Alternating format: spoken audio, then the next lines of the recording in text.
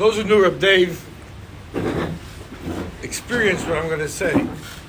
For those who didn't know him, I think the album, Ashi's video, really captured it. And it's something that you can't capture unless you experience it alive.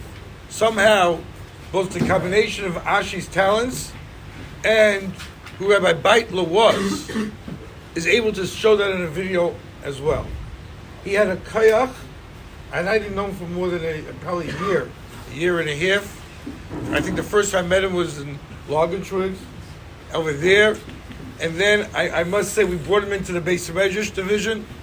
And then, of course, he came into the Mesivta. And Rabbi Kalish and I played a tug of war a little bit, where he should be. And we both shared him. And there was something unique about him. And I'm still not going to tell you what it is. But it's a uniqueness that I've seen in just maybe a handful, two handful of people in my entire life. It's something called, in Hebrew, chen. There's a certain charm, graciousness, a certain connection. He knows how to connect to people. He had people connect to him. The Noach Motza Chen Be'enei Hashem. It's such a fascinating pasuk. There happens to be a skula, for those who know Kabbalah, to say every day the pasuk after Shemona Esrei, the Noach Motza Chen Be'enei Hashem. And we say many times in our tefillas that it should be U'Motza Chen Be'enei B'Seichel Tov Be'enei Hashem V'Adam. There's a concept called chen. What is chen? Chazal tell us that you can't, what would the word, quantify chen. Chen is the shirish, is the root word of china, free. It's God-given. You can't earn it. You can't even deserve it. There's nothing you can do to get it. Either, it's like coolness, either you have it, or if you don't. And we all know, a person doesn't have coolness, the more he tries to be cool, the worse it is. You can't develop chen. It's God-given. And Rav Dave, as you know, you experienced it, you lived with it, was just full of chen, graciousness, that just everyone he met, like him, not like him, just connected to him. Normally, the laws of relationships is that you're going to connect to somebody who's similar to you, and you'll be disconnected to somebody who's not like you. Over here, everybody, older, younger, from, not from, Jewish, not Jewish, everybody is just connecting to the charm of David Beitler. It's a fascinating thing. How do you understand it? I'm going to explain it to you, and I'm going to maybe, we'll work on this together, as Rabbi Kalish said, how to each one to gain, or to at least get HaKadosh Baruch Hu to give us that grace of grace. Follow this for a minute. V'Noach Motza Chen Be'enei Hashem. Chazal tell us that Noach was undeserving, it's a Medrash Rabbah. He was undeserving of being saved. Which means that he was Nishtaya. Lama Nishtaya, why was he remained? Not because of his midas, his great midas. Not because of the future. There wouldn't have been a Klal Yisrael without Noach. The world would have been destroyed. We are all B'nai Noach in that sense. There wouldn't be a Beis HaMikdash. There wouldn't be Mashiach. There wouldn't be anything without Noach. They needed somebody to remain. Why was Noach deserving of remaining? V'Noach Motza Chen B'nei Hashem. He found charm.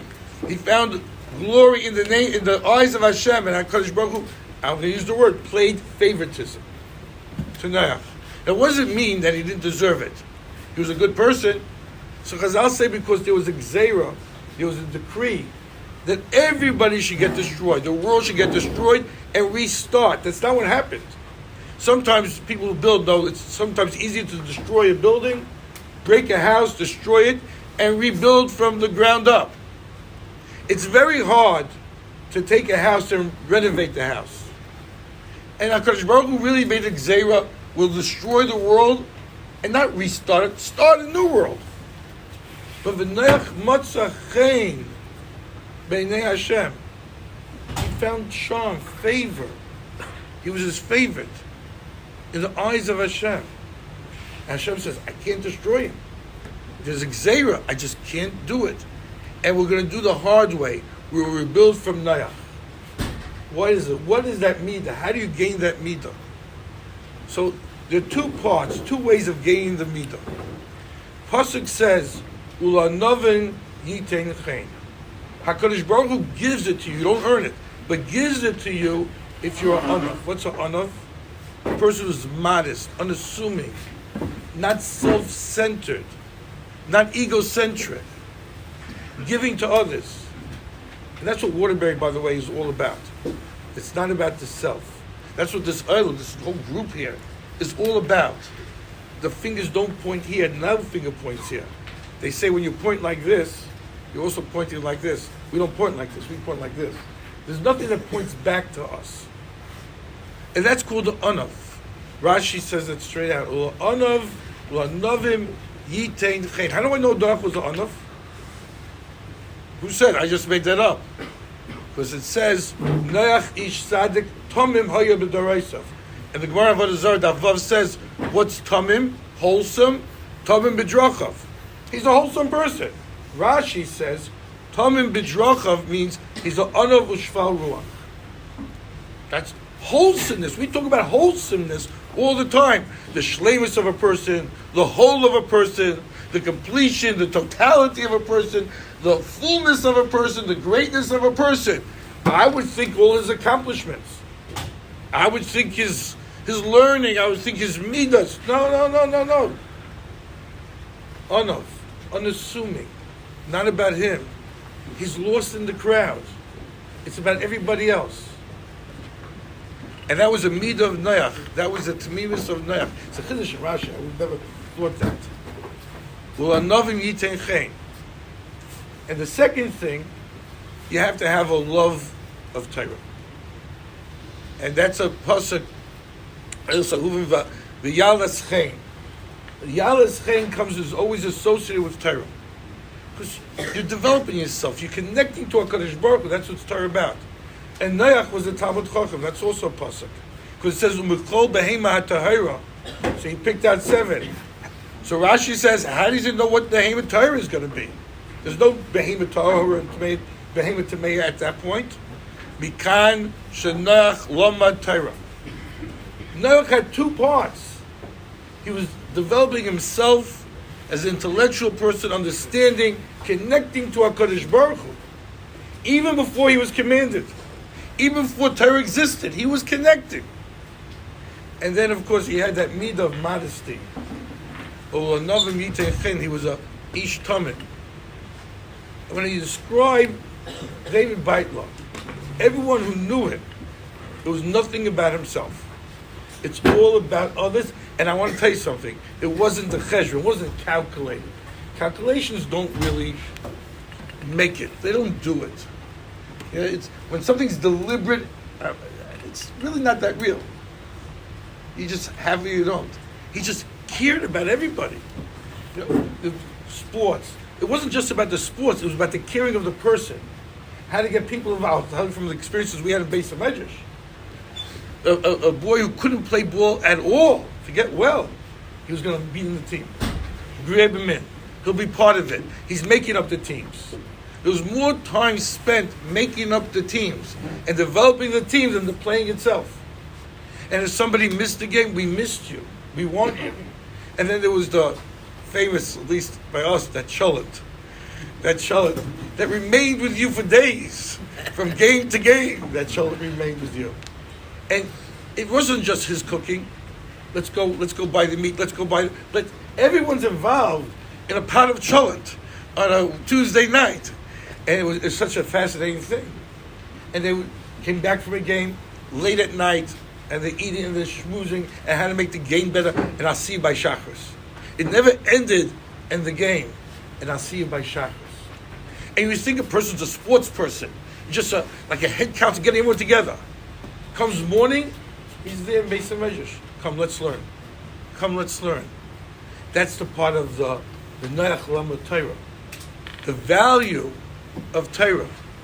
And it just permeated all over. And it was very hard for us to have him transfer over here. He kept coming back. We kept coming here.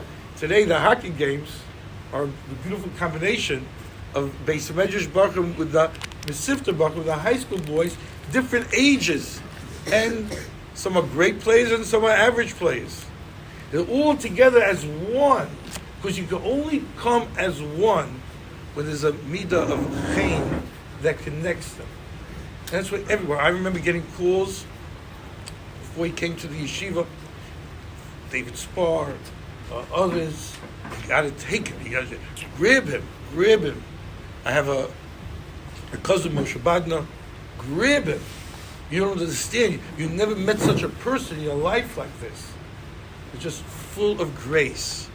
Now, I ask you, those who knew him, am I 100% right on the dot? Yes. And those who didn't know him, you saw it. Chen usually you can only see an experience, something live. You can see it in a picture also. Of the David Matzah Chen, Beinei Hashem, Uvenei Kol Adam.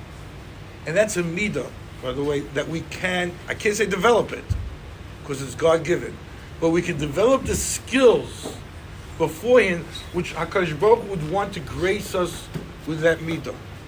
And yes, when you talk about friendships, Kalish was talking about, and sometimes you're thinking in yeshiva, the most important thing is the learning, the most important thing is the davening.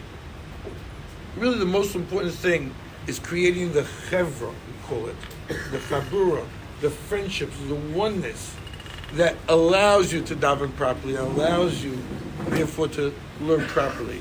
We call it in the Zohar Lashon, it's the chevraya. It's the group. And it's taxing. Calling somebody on Erev Shabbos is taxing. Bringing people over to your house sometimes on Erev Shabbos is taxing. The word for friendship is taxing. The Hebrew word for friendship is chaver. The root of chaver is chay, obligation. A friendship is an obligation, but it's an obligation that pays back so much more than what you do. And it's something which the yeshiva has been built on, is being built on, and will always continue to be built on. It's a chevra. We're talking about 10 years ago, the Ptira. For those who were around, if you ask anyone how long was it, I don't know, a year or 2 or 3 or 4 ago, it was yesterday. And nobody even realizes who was here, who was not here. It makes no difference. Because you're always here. Because when you have a chevra, it makes no difference. And that has to work. So I think it's something which we should all work on, is working on these areas of developing the matana, the gift from HaKadosh Baruch Hu of chen. And I must say, David Beitler had such an avis HaTorah. And he was so multifaceted in Torah. He could lane. He could teach laning. He could daven for the Amid. He could teach you how to daven for the Amid. He could learn Mishnayos with you. He could learn Gemara with you. He could learn Shulchan Aruch with you. He could even read a book with you. An inspiring story. He loved people. And he used it in Torah, he used it in Avodah, and he used it in sports. I'm talking about Eli and Donnie, it was such a deep perception that I heard. It's such a deep perception, and it's so true. It wasn't Eli's ball, Donnie's ball playing. It wasn't that. They'll be known for their playing, because their playing really affected a lot of people, because they brought everybody into that. That their playing ball was an Avodas Hashem, a real Avodas Hashem that has payers forever. I must say, the Rabbi Beitler's Chevrashaf, learning with people, barbecues, cutting the meat, getting everyone involved, the schmoozing, the driving, the cholent, the ball, every aspect of it, just sitting and learning with people, is all Avodas Hashem, which we're all recipients of that, including myself. It was a deep friendship, short term, but deep. And I used to get those calls on Erev Shabbos, just, how are you? What do you want? Well, what's your agenda? Agenda? How are you? My agenda is just, how's it going? Just popping in. Is it okay if I pop in? Does Rashiva mind if I just come for a few hours? Like, don't ask permission, come. It's yours. It's something we all gained from, and those who didn't know him and those who will never have known him from years from now will also gain from him. We should follow the ways of the three. It's not a coincidence that the two yard sites come together with the Hazkara for Rabbi Beitler, because it all comes from those same qualities. And Yetz Hashem, we should say about everybody. And you, Motzah Chaim Be'enei Hashem. Let's be the Anovim. Let's be the Oyavei HaTorah. Let's be unassuming. And let's give it all for our friends, create a chevra. And that's how we make. It says, we'll finish with this. The Ein Oisim Hazkara L'Tzadikim. We don't make commemorations for tzaddikim. Why not? Those are the ones we should make it for. Who else are we going to make it for? Shedivreim Heim Zechronim. Because their words, their lessons, their personalities, what they've taught us, that is a zikaron in itself. The zikaron of Rabbi Beitler, Dani, and Eli will be every day of our lives, for the rest of our lives, and for eternity. Tremendous Yasher Koyach to the Shiv for coming and being maspid. Before Sruli speaks about his father to the Chevra, I'm picturing Dave here right now, and he's somebody who would appreciate bluntness, would appreciate a lot, say it the way it is, and say bluntness. The Rashiva said, mindless, that we're honest and true, and that's what he'd appreciate. I want to say something to the Rosh Hashiva and to all the guys here that's honest. His son is here, we'll back this up. We've brought in different people in different ways. We've hired Rebbeim, we've hired dorm council, we've hired cooks, we've hired people to clean, we've hired all different people in different facets in the yeshiva. Dave Beitler came here, wanted to be part of this yeshiva. This was a very unique hire, quote unquote. I'm saying the truth because that's what he would want me to say, and I think it's important for you to hear this. He's a man who has children. He went to that chas in L.A. His daughter got married, living in L.A., a wonderful person, teaches in Aharon School in L.A., and Sruli's here running the hockey program. And he's somebody who has family, and he wanted to be in this yeshiva. And for a long time, he wanted to be here. Why did he want to be here? Why does a grown man want to be here? What was it about the yeshiva? He certainly wanted to impact, but he wanted what's in the yeshiva. And he was a person, a Baal Yisurim, who went through a lot of pain in his life, and he had a tremendous willingness to work with young people. That the Rashiva spoke about humility. Dave was working on serious things with guys, and would ask guys much younger than him, tell me off, would ask advice, would call up to work on things that he had to work for his own, to work on his own self, on his own Yisurim. He worked with guys that are 18, 19, and 20. He was in his mid-50s. He would work on humility. But he loved here because people are accepted, people are respected, people are appreciated. Kindred spirits. He felt here's a place he belongs. Understand that. That's real. That's the truth. He wanted to be a person with Yisurim, who felt that there was something about this place that he can feel comfortable. He can give and get from this place, and give and get he did. To watch his friendship, he'll speak after Sruli, Shlomo will speak, to watch his friendship, the mutual gain of the friendship.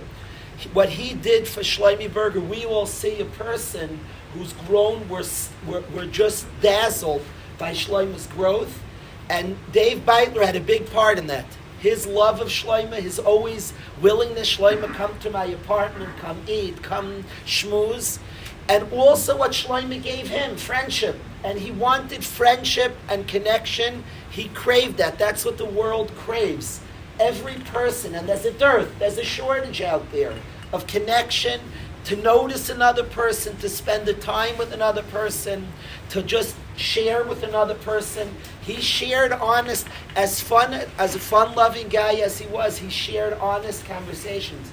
Many guys here had honest and real conversations with him about real difficult topics.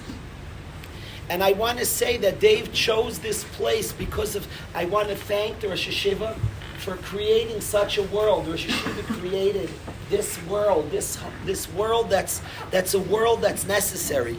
A world that klar what Hashem wants in Olam Chesed Yivana, a world of kindness, a world of relationship, a world of connection. Devoid of connection is like Taiv. Waterbury is Taiv. It's Taiv Ma'ayiv. It's a wonderful place. It's a ruchniistic place, a place of Avram Avinu's people, a place of chesed, a place of connection. Ultimately, when we have connection, we get the greatest connection, the connection to Hashem. Reyacha v'reach avich al taziv. So I wanted to thank the Rashiv for speaking about Dave, and I want to thank the Rashiv, and I want to thank every guy here. You made a place that Dave wanted to be in and thrived here. He thrived here and succeeded here and gave and got because it's a place of sincerity. People are respected. People are validated.